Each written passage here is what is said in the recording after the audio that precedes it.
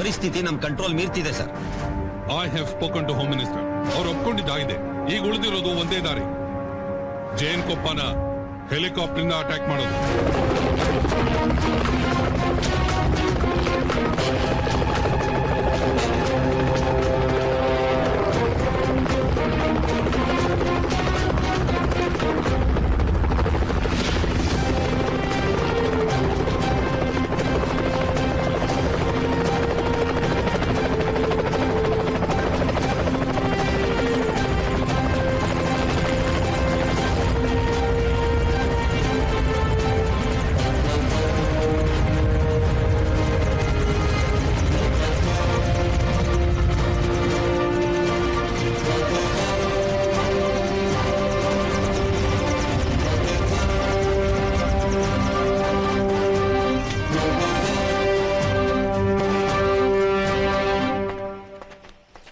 ಹೂವಯ್ಯ, ಹೂವಯ್ಯ, ಹೂವಣ್ಣ, ಹೂವಣ್ಣ.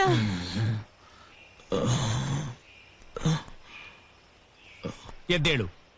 ನೀನಿನ್ನ ಉಪವಾಸ ಮಾಡೋ ಅವಶ್ಯಕತೆ ಇಲ್ಲ.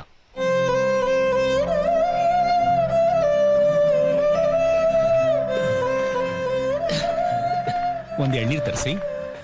ಒಳ್ಳೆಂತ ಸ್ವಾಮಿ ತರಿಸಿ, ನಾನು ಹೇಳ್ತೀನಿ. ಹೂವಣ್ಣ, ನಿನ್ನ ಹೋರಾಟದಲ್ಲಿ ಗೆದ್ದೆ. ಸುಪ್ರೀಂ ಕೋರ್ಟ್ ಗಣಿಗಾರಿಕೆನ ನಿಲ್ಲಿಸಿ ಅಂತ ಸ್ಟೇ ಆರ್ಡರ್ ಕೊಟ್ಟಿದೆ. ಸುಪ್ರೀಂ ಕೋರ್ಟ್ ಗಣಿಗಾರಿಕೆನ ನಿಲ್ಲಿಸಿ ಅಂತ ತಡೆಯಾಜ್ಞೆ ಕೊಟ್ಟಿದೆ.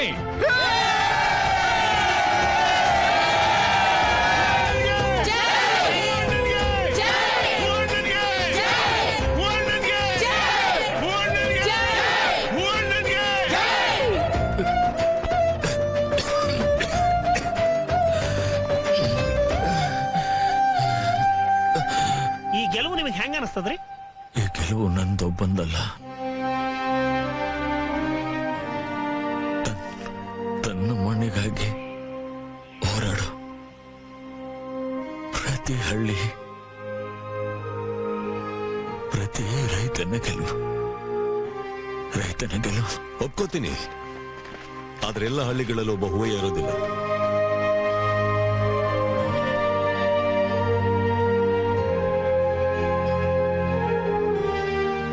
ನಿಮ್ ಹೋರಾಟ ಮುಂದಿರ್ಬೋದು, ಆದ್ರೆ ನಮ್ ಹೋರಾಟ ಕಂತೇನೇ ಇಲ್ಲ.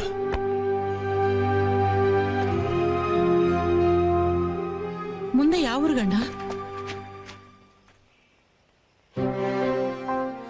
ಕಟ್ಕೊಂಡೂರು ಬಿಟ್ಟು ಬಂದೂರು, ಇದ್ರೆ ಈ ಊರು, ಎದ್ರೆ ಮುಂದೂರು.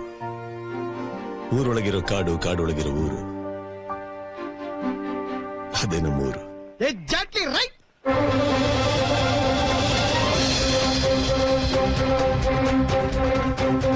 ಮಾಸ್ಟರ್,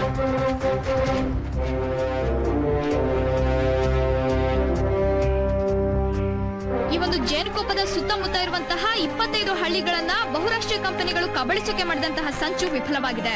ಅದಕ್ಕಿಂತ ಮುಖ್ಯವಾಗಿ ಹದಗೆಟ್ಟಿರುವ ಪ್ರಜಾಪ್ರಭುತ್ವ ವ್ಯವಸ್ಥೆಯಲ್ಲಿ ಈಗಲೂ ಕೂಡ ನ್ಯಾಯಾಂಗ ವ್ಯವಸ್ಥೆ ಮೇಲೆ ನಮ್ಮ ಜನ ಭರವಸೆ ಇಡಬಹುದು ಅನ್ನೋದು ಇದರಿಂದ ಸಾಬೀತಾಗಿದೆ.